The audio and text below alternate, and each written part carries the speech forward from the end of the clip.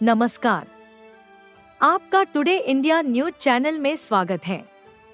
अब नजर डालते हैं आज की ताजा खबरों पर।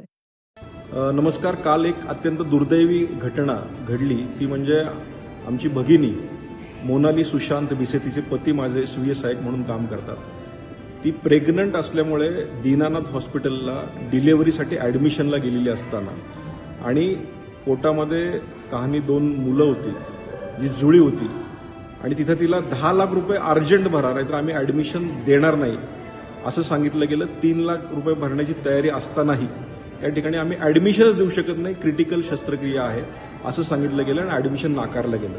त्यानंतर मंत्रालयातनं फोन गेल्यानंतरही तिथल्या ॲडमिनिस्ट्रेशननी ते झुकारून त्यांना ॲडमिशन दिलं नाही आणि त्या धावपळीत दुसऱ्या हॉस्पिटलमध्ये जावं लागलं।